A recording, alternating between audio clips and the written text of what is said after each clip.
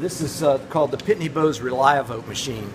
We do all of the vote by mail ballots right here in-house. In the 2012 election, we sent out 197,000 vote by mail ballots. And I'll remind you that was a 3-page ballot, so there's quite a bit of work that goes into this, and we wanted to share it with you all so that you could see and kind of take the mystery out of the process. We start off with, this is the inserter side of the machine.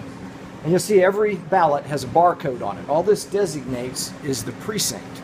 It doesn't have any association with an actual person when it comes back, obviously. That's hence a secret ballot.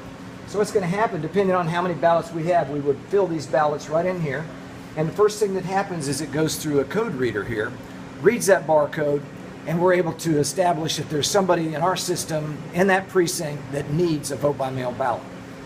It continues down this process, and we also will then insert the instructions in here, and also the return envelope that requires the voter's signature on it. And that's important because you're going to hear about that again in a little bit.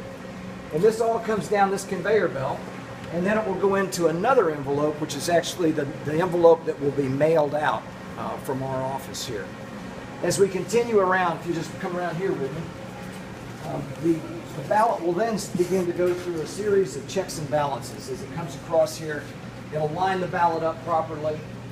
It will actually weigh this ballot on the fly. And when I say that, this is capable of weights down to 1/1000th of an ounce. So it knows immediately whether or not we have too many pieces of paper in here or not enough pieces of paper in this ballot. It continues across here. If there's a problem with it, it will in fact throw it out and it'll go into the bad bin there.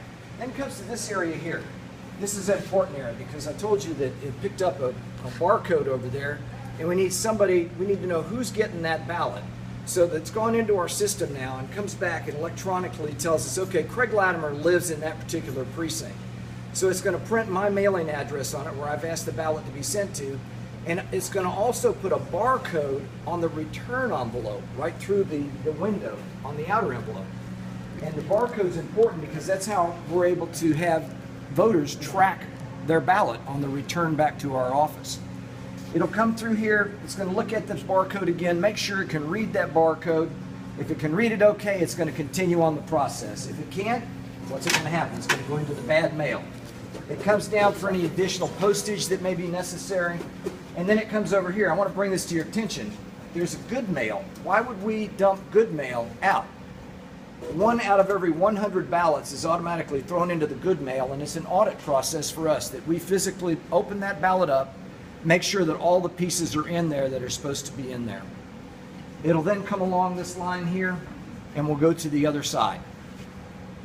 Cut.